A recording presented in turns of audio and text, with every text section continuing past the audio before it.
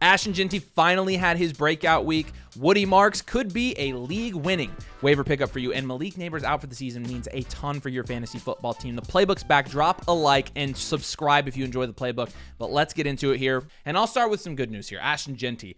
Look, we knew the Jeanty breakout was going to come eventually. The guy's picked in the top 10 for a reason, right? I mean, the guy was eventually going to have a big game. Of course, it was today against the Chicago Bears buttery defense. Sliced right through him, 21 attempts for 138 yards. He had 1 touchdown on the ground. He had 2 touchdowns, 2 receptions for 2 touchdowns through the air. Now, is he going to do this every week? No, he's not going to have 2 receiving touchdowns every week. But the fact of the matter is, this is the type of upside that Ashton Jeanty has. This is the type of upside that you drafted him to score on your fantasy football team.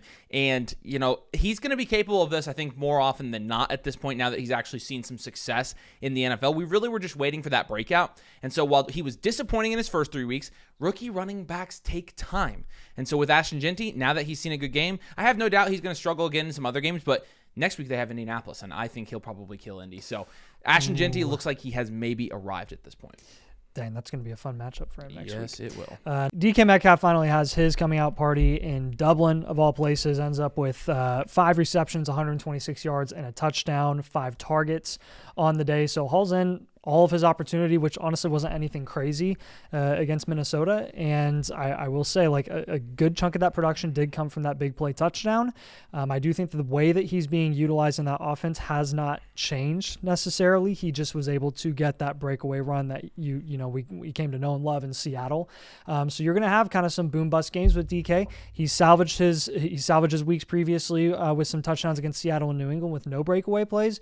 This week he had breakaways and touchdowns, etc. So everything kind of came together for DK this week. They're heading into the bye, and week 5 we'll see if he can continue this on against Cleveland and Cincinnati afterwards. So the Vikings wide receivers were actually productive this week, and we were a little bit lower on Jordan Addison. In fact, we were telling people not to start him this week because it looked good through the first 55 minutes of the game. And the problem was, one, he got a ton of usage in the last 5 minutes, but number 2, the Vikings were down most of the game here. And so they ended up passing the ball a lot. Number 3, actually, Carson Wentz does make a difference for these wide receivers. He does. And so really, dependent on how long Carson Wentz is the starter, these guys could end up being fantasy viable. Justin Jefferson with his best game of the season, most targets of the season, 11 targets, 10 receptions for 126 yards, 22 points with no touchdowns. That's Justin Jefferson. That's the Justin Jefferson I know. The problem is, this passing volume for Carson Wentz that came in a loss, you used to have this passing volume, 46 passes. Remember when Kirk Cousins was on the Vikings? That's why Justin Jefferson was that good, because they're throwing the ball 40 times a game, and Justin Jefferson was reaping the benefits of that. But when you have J.J. McCarthy and Carson Wentz in, like, last week's game, for example,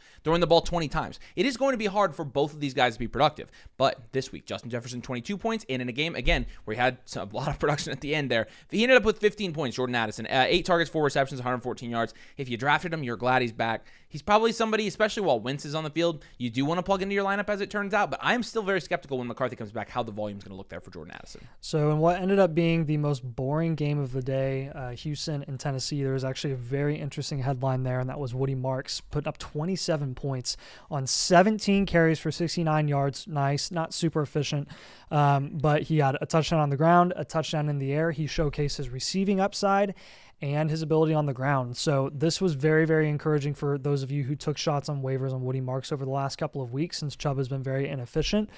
This will be something to continue to monitor, because basically once they gave him touches, he's been getting work. He's been getting a decent amount of snap share in that offense over the last few weeks, but the production finally came for him. 11%, 27%, up to 48% last week against Jacksonville. So you saw that trend up, which was a positive sign for him long term. And now it's essentially too late to get him for really, really cheap. If he's available on waivers, you probably want to drop a good chunk of your waiver budget on him, and we'll talk about that later in this video. But I think it's wheels up for Marks at this point, because Houston can't get anything else going on the offensive side of the ball consistently. The only guys that have been productive in that offense really have been Nico and then the running backs. Yeah, and they split the snaps here 40-30 in favor of Marks. So Marks out-snapped him. He out-carried him. He had 2 touchdowns. Nick Chubb 0. Yeah, it's Marks' time. I mean, at this point, it's at worst a 50-50 backfield, but with Marks, I will say he's going to have a pretty low floor still because I don't think they're going to stop giving Nick Chubb volume. I do think they're going to split this down the middle pretty evenly, and so we'll talk about that in the waivers. Chris Godwin returned to the field, another guy that we've been waiting for. So we got Addison back this week, we got Godwin back this week, and Godwin actually saw 10 targets in his first game back. The problem was you have the Philadelphia Eagles secondary being pretty good, Quinshon, Mitchell, Cooper DeJean, all great cornerbacks there. And so he only hauls in 3 of those. And then also the fact that he hadn't played football in over a year. He's been practicing, but really, I mean, this was his first full speed go at it in a very long time. 10 targets his first week back. That is way more usage than I would have thought. So yeah, him and Emeka Egbuka both had 10 targets. Obviously, Egbuka 20 points with it, Godwin 5 points. And so I expect Chris Godwin to be more productive and continue to build on, coming back as the week goes on, as the year goes on. But today, 5 points for Godwin, and we're just really encouraged that he saw 10 targets. He could be somebody that could be a buy low moving forward. Drake London finally has his big day. A nice bounce back from the last couple of weeks where he was just kind of disappointing and the target volume wasn't there that we've come to be used to with London. Back to 10 targets, has like over 100 yards and a touchdown, and a nice matchup against Washington. So you're feeling pretty secure with London heading into the Week 5 bye. It sucks that you won't have him next week, but after that they've got Buffalo, San Fran, and then Miami and New England, and then the Colts. So kind of a mixed bag there in terms of like the defenses that you have to face, but I do think that, again, exactly what we thought Drake London was schematically in that offense and what he offers there. The production upside is still the same. You kind of just saw a fluky couple of weeks there when Atlanta was struggling, and I do think they got their legs back under him. And then Kyle Pitts as well. I wanted to mention him and give him some credit. He had an 18-pointer this week. I think some of that was attributed to Mooney missing a good chunk of the second half, but he's had other good games this season as well. So I do want to credit him. I mean, he's been a really solid draft pick if you decided to take a shot on him in the later rounds of your draft, and a really solid waiver pickup as well. So his target volume is going to be anywhere from like 5 to 8 targets every single game. He had 5 targets today and had a touchdown, which is how he had 18 points. So you're going to see like probably high-end single-digit games and like mid-level double-digit games for Kyle Pitts on a weekly basis from here on out, I think. If you want to see our rest of season rankings, which we're updating in real time, and also plug your team into our free My Teams tool to see where you rank after 4 weeks of the season, you can do so. I got the link in the pinned comment. You can go create a free account with code domain, access all those free tools. So go check it out. That way you can use that My Teams tool and see how you're doing so far this year. Jaylen Warren was out for this game, announced out like pretty much overnight. I think this was announced like 8 a.m. and it was the 9:30 start Eastern time. So people got stuck with Jaylen Warren in their lineups because they didn't check quick enough. And what ended up happening was if people were quick enough, you could have gotten Kenneth Gainwell off of waivers, just like in the Flock League, where I went to get Kenneth Gainwell off the waivers to start him, and Badaki picked him up 3 minutes before I did. And so Kenneth Gainwell goes and scores 31 points on 19 attempts, 99 yards, 2 touchdowns on the ground, and also had 6 receptions on Badaki's bench. Badaki did not start Kenneth Gainwell, which is absolutely crazy. But with Gainwell, I mean, he is somebody you're going to want to have moving forward. He's only rostered in 43% of leagues. And the fact of the matter is, with Jaylen Warren, it's a knee injury. If it lingers at all, it's very clear that they would rather do almost anything than give Caleb Johnson the ball. Almost anything. They would rather my guess is they would rather bring a Le'Veon Bell out of retirement and give him in carries. Like that's just my guess. I think they'd rather do that. Yeah. So at this point, by the way, I don't know if you have you dropped Caleb yet, because he's definitely droppable. He's been droppable. He's for very weeks. droppable. He's not going to do anything this year. Like this would have been the time where they're like, yeah, let's get him involved and plugged in. And Kenneth Gainwell became a bell cow. Really, the first time we've seen him become a bell cow outside of the couple games where he was the lead back for the Eagles with injuries. But Kenny looked pretty good. I'd definitely be rostering Kenneth Gainwell going forward, just in case there's the Warren injury, or in case they give him more work, because he did have a very strong day. Xavier Worthy comes back from this injury that he had in week 1, and he just looks really, really solid. He looks like the Xavier Worthy that we knew was capable of putting up this level of production, this explosiveness, etc. He really seemed like he didn't miss a step at all, which was really surprising to me, honestly. 8 targets, 5 receptions, 83 yards today. Good for 17 points against Baltimore, which, Baltimore's not looking like a really good defense right now. They've got a couple of key injuries on that side of the ball that I think are going to result in a lot of production for a lot of assets, a lot of teams going up against that defense in this for the foreseeable future. But with Xavier Worthy and a day where the Chiefs really figured it out offensively, I think you got to be really really happy about him and his outlook, especially with Rashee Rice coming back. That should just open the field up for a lot of assets in that offense, including Worthy, and give him more opportunities for more explosive plays down the line. Stefon Diggs looks pretty solid today. He had 7 targets, which matches his season high from week 1. Caught 6 of them just like in week 1, but also had 101 yards to go along with it. And so he scored 16 fantasy points today. And that wide receiver 1 role in New England just keeps shifting around, really. This was a game where they took it to the Panthers, first of all. And Hunter Henry still got his own today, 11.9 points. He remains, again, in my opinion, one of the top 12 tight ends the rest of the season. I think you're starting him at this point every week. I'd probably rather start him over Laporta at this point. But with Diggs, it's been a little bit hit or miss so far. But do keep in mind, Diggs tore his ACL in week 8 of last year. We have not seen a full calendar year since this man tore his ACL, and he is 31 years old. If he's able to keep ramping up and getting better, Stefon Diggs may have a more permanent role in this offense. He's still rostered in most leagues, so it's not really a waiver claim. Maybe a sneaky buy low if you believe that he's going to keep kind of coming back into his own here. Again, the volume is going to be what it is, I think, but the fact of the matter is, Stefon Diggs is the veteran wide receiver there. And in a wide receiver room where you thought it was going to be Kayshon Boutte, after that first week 1, it's gone 8, 4, and 2. It's just a constant down. DeMario Douglas isn't really doing anything. Kyle Williams, they've tried to get going a little bit, and Kyle Williams, I never thought Kyle Williams was going to do anything. He had negative points today. And so with Diggs, who knows? He could end up being the one there. He could end up being a sneak. He's very, very, very cheap in fantasy football right now. He might be somebody you just want to put at the end of your roster. So go all the way back to the Thursday night game with Seattle and Arizona. We get Charbonnet back healthy, and what happens? Even though Charbonnet's on a short week, coming off of an injury, where a game where he missed time, and you see a 50-50 split again, and you see both these guys put up the same amount of production, 12 points apiece. What does this make? Both of them really, really shaky flex options on a weekly basis with some high upside opportunity on any given week, just based off of touchdown volatility, one of them getting banged up and missing time, etc. But man, from here on out, it's just going to be really, really tough to get a grip on this running back room and who's actually going to be the lead back here. You saw Walker get 19 carries to Charbonnet's 12, and he was actually more efficient with those opportunities than Charbonnet was off the injury, with the same amount of targets in the air as well. But for both of these guys, you got to be just honestly exasperated if you're an owner of either of them, because you just cannot predict any given week who's going to be the guy there. Kendre Miller got double-digit carries this week for the New Orleans Saints. Now, it doesn't say much. Alvin Kamara, 50 snaps. Kendre Miller, 21. And so still heavily out-snapping Kendre Miller here is Alvin Kamara. The fact of the matter is, though, 15 rushing attempts for Kamara, 11 for Kendre Miller. He's definitely cutting into that rushing workload. He never will cut into the receiving workload. It's Kamara with 5 targets, 4 receptions, only 2 receiving yards this week, though, so it really didn't turn into much. In terms of the fantasy points, though, obviously Kendre Miller scores the touchdown on the ground, and so he kind of vultures away. I'm not going to lie to you. If I'm not mistaken, I think we had Alvin Kamara on a buys video at one point. Yeah, I'm worried. I'm past that at this really point. Worried.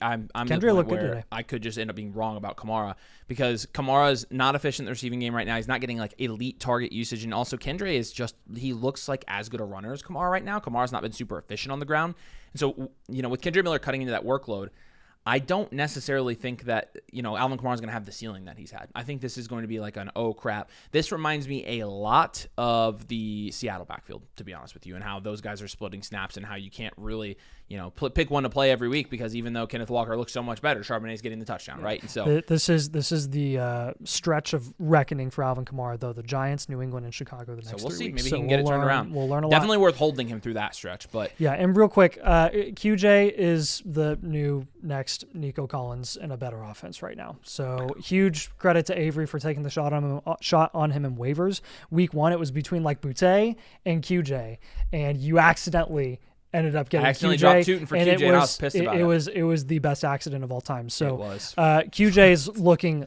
legit right now. 13 targets today, which was a massive step up just from what you've seen over the course of the first few weeks of the season.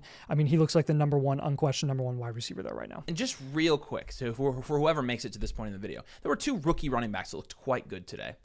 You know who they were, Nathan? Omarion Hampton and Quinshon Judkins. And Ashton Jeanty. And Jeanty did look good as well. But our rookie running backs look good after you got relentlessly trashed, and then after 2 weeks, I got relentlessly trashed. And as it turns out, Somebody's got a crystal ball waiting when they get it home. When they get home tomorrow. Interesting. So, all right, let's talk about injuries because this is actually going to be a pretty big injury one. Malik Nabers, man, this is just freaking brutally tough, awful. Yeah, I feel so bad for him. we both feel terrible for Badocchio. Let's make that clear. We're not heartless and brutal and terrible like Mason is for literally laughing in Badocchio's face about someone tearing their ACL. And this is one of the best fantasy assets heading into this season. It absolutely sucks. So, apologies to all of you. It is terrible for football. It's bad for football. It's bad for fantasy. He's 22. For someone who wanted to see Jackson Dart do well in that situation, this is a big hindrance on what his capability could be in that offense. 100%. So that's a big knock on just that whole situation as a whole. Now, it's going to have ripple effects there. First of all, the offense is going to be less dynamic as a whole. Like Nathan mentioned, it's going to have a negative effect on Jackson Dart, who, by the way, in his first week, I mean, the dude looked like he was going to have he looked like he was going to have legitimate high ceiling fantasy production on a week-to-week basis. Yeah. It's going to be tough without Nabers, I will say that. Yep. It's going to be tough. Although he did it this week without Nabers, and so maybe he can, but almost all his production came on the ground, or 75% of it came on the ground. And that's kind of why I think he was, a sneaky hey, keep an eye out for this guy in fantasy football. I figured they would use him a lot in design runs like that, but without Nabers, I mean, that's down the toilet there. Darius Slayton's probably going to step into a bigger role, so we'll talk about him getting him off of waivers. We've seen him be productive in the past. Wandale, I think, is just going to get a ton of targets at this point. I mean, Wandale was already getting a lot of targets. I think he's just going to get a ton of them. Yep. And it doesn't mean he's going to have 25 points, but it means he's probably going to have 10-plus every game. Yep. And so that's pretty significant. Yep. And then, Scadaboo's going to Scadaboo. I don't think this really affects him at all because he's just – how many points did he have? 13er. I mean, he honestly, that was. Touches, so. It seemed like more. He seemed like he had much because he didn't score a touchdown. Very he was right there for he literally was. Honestly, it was very JT-esque. Where you're like, how does this guy not have 30 points? He should have had 20 because he was legit a nose from the end zone. So Ricky Pearsall goes down with a knee injury this week. He was questionable to return. He did come back. Yes. So that is good to know for Ricky Pearsall looking ahead in a game where San Fran had, I think, 4 turnovers on the day. So really not a crazy productive day where you expected Pearsall to go off, and he didn't. He had an 8-pointer, but I do think missing a good chunk of the game there where he was questionable, then he came back, 5 targets, a lot of turnovers on the day. I think you'll see better weeks ahead for Ricky, but you will want to keep an eye on his status throughout this week. Yeah, I mean, and Ricky's really his thing. He's kind of been an injury-prone guy even back to college. Yeah, I'm not counting when he got shot, but outside of that, he's been very good. So he did get shot, right? Yeah. Yeah, okay. I'm just making sure that was him. It's been an experience with Ricky Pearsall so far this year. 14 points, 9 points, 19 points, 8 points. It's okay, let's figure this out. He's honestly, I don't know what to do with him. Lamar Jackson got hurt. Hamstring. It's not good. With Lamar, I mean, they had is Cooper Rush that came in, right? And look, at that point, here's the thing.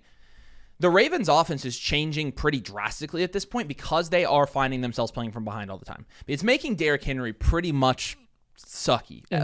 Really is in big trouble. We're gonna have him in the panic video. So but with Lamar, I think that's gonna affect every asset in this offense. I think it's gonna affect Andrews negatively. I think it's gonna affect Zay Flowers negatively. I think it's gonna affect Rashad Bateman negatively. I think it's gonna affect Derrick Henry negatively. And so this is a pretty big injury for fantasy football purposes. It's just a matter of how serious it is. Obviously, he left, but they were already down 20 points. And so we're not going to know the severity of it until they announce what his playing status is next week. I don't love that it's a hamstring for a mobile guy. I don't love that. For any other quarterback, for a pocket passing quarterback, I maybe wouldn't be super concerned about a hammy. But with Lamar, I am because it could potentially limit his fantasy football ceiling for the rest of the year. Kind of similar to how Jaden Daniels has the knee injury right now. And so we'll be monitoring that. And then Darnell Mooney had a hamstring as well. He's had a shoulder so far this year. He had a hamstring, and so it's pretty tough at this point to rely on Darnell Mooney when he's struggled to stay healthy a lot. Somebody that I think could be productive there, but just hasn't been. All right, let's talk about our waivers section of this video now. So the number one waiver claim of this week is going to be Woody Marks. Woody Marks, again, seeing the majority, even if it's a slight majority, it's a majority of the workload there in Houston. My gosh. And unfortunately, I'm killing myself because I drafted him because I knew Chubb sucked. And I just had to pick somebody to drop, and I dropped him instead of Ollie Gordon. Now I look like an idiot for it.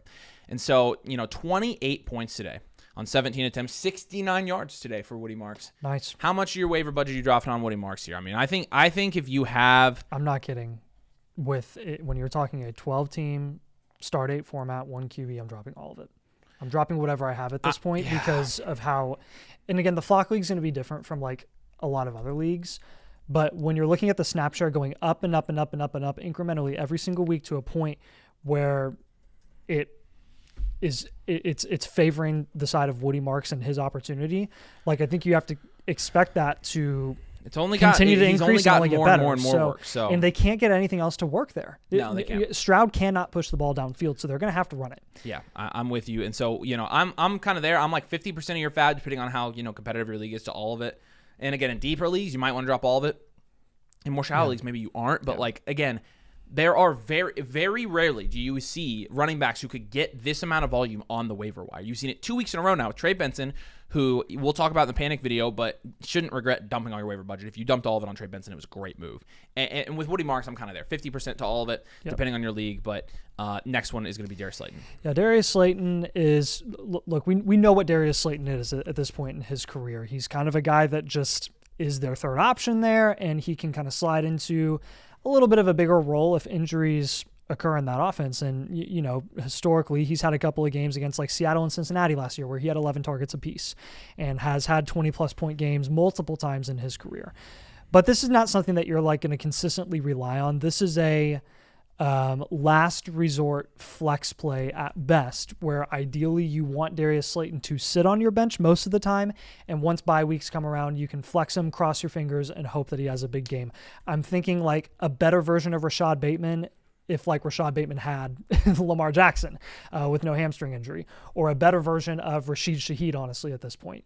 So that's kind of how I'm viewing Darius Slayton at this point. He goes from being like a non-factor, a complete non-factor, to a relevant factor every once in a while, where he could win you a week. He absolutely could. So I'm kind of with Avery here. I would probably go like 10 to 25% of your waiver budget on Slayton. Darius Slayton is someone that you'd totally be cool having just as a bench piece on your roster. Also at 10 to 25%, we're going to have Elic Ayomanor. He's only rostered in 58% of sleeper leagues. I honestly thought it would be higher than this, so I wasn't even considering him until right now. But Elic, somebody I would also drop 10 to 25% on. The thing with Elic is, again, he's on a bad offense as well. And so this week, for example, he scored 6 points. And he scored 15 and 13 in the weeks prior because he had a touchdown. But, when he doesn't have that touchdown and he has 6 points this week, it's not going to be somebody I think you can plug in consistently, but he does have a ton of upside, and he's the leading target earner in Tennessee. And so I would drop 10 to 25% of your waiver budget on Elic Ayomanor as well. He's a rookie. He has chemistry with Cam Ward. He seems like he's going to have fairly high upside. Two guys I'll talk about together here because we're going to allocate the same amount of our waiver budget towards them. Kendre Miller. I'm not willing to go above like 5 to 15% for Kendre Miller. If you want to be more aggressive, you really believe like, hey, I think this guy's going to have a very consistent role, I don't blame you. Obviously, he got more snaps this week than he's gotten in weeks past and more carries. The problem is, again, when he doesn't score the touchdown, how many points is he going to have with no receiving upside? Right. 50 to 60 yards, you're going to have 5 to 6 points on his weeks like that. And so he's going to be a very flaky starter. Unless Alvin Kamara gets hurt and he somehow becomes the receiving back there, I don't see Kendre Miller as a guy you can plug into your lineup. And so realistically, you're only doing it as an upside shot, as a backup running back. And so I'm not going super aggressive with Kendre Miller personally. Again, I just don't see him developing into somebody you can start every week. You can't bet on the touchdowns in this terrible offense. You do not want to running back two in a bad offense. Kenneth Gainwell is kind of the same thing, but it's different again because we have an injury already in front of him. He's rostered in 43% of leagues, so he's a little bit more widely rostered than some of the other guys on this list. But I would say 5 to 15% is still reasonable for Kenneth Gainwell, somebody you were getting for free before this week. Look, when Jaylen Warren comes back, they've got a bye this next week in week 5. When Jaylen Warren comes back, I expect him to take this role back. And so I get wanting to have Kenneth Gainwell, and I think it's smart to have Kenneth Gainwell. I don't think you drop a lot on them. Both of these guys are running back twos in their normal roles in, fairly poor offenses. The Steelers, I guess, is average at this point, but I don't want to drop a ton on either of these guys. If you know your league better than us, then you can go lower than that, or you can go higher if you're really, really wanting to be aggressive. But outside of really like Slayton and Marks this week, I'm not seeing a whole lot on the waivers I want to take advantage of. No, Isaiah Bond and Tommy Tremble are just guys that we're going to acknowledge here. Bond, because he's gotten some increased work over the last couple of weeks. He had 65% snap share against Green Bay and increased work against Detroit in terms of opportunity. He had 6 targets on the day, actually ended up being the most productive wide receiver there in Cleveland, which is not saying much, but something that you might want to keep an eye on. Someone that, again, 0 to 5% of your budget. If you have the roster spot, go ahead and take the shot and see if he can turn into anything. And then Tommy Tremble, a tight end out of Carolina, who had a really good day himself. He had 15 points on 8 targets, and he's getting increased work and time on the field as well. So he's kind of a streamable tight end option that's turning into like a relevant piece where against Miami and Dallas the next couple of weeks he could have a couple more productive days. I will mention this as well at the end of the video, some honorable mentions here. If Wandale Robinson's not rostered in your league, I would probably put him at second, probably ahead of Darius Slayton here. I'm going to feel more comfortable with the consistent target volume of Wandale Robinson. He's rostered in 65% of sleeper leagues, so that's not all that much. I mean, he's going to be available in about half of your guys' leagues, and on ESPN and Yahoo, that's going to be more. And so, I mean, I would drop a pretty decent amount on Wandale Robinson. I'd drop probably just as much on him as I would on Marks. I'm pretty much there as well. He's the one there. If you need a tight end there, I mean, Brenton Strange is an option. Brenton Strange had double-digit production again this week, 7 targets again with 6 receptions.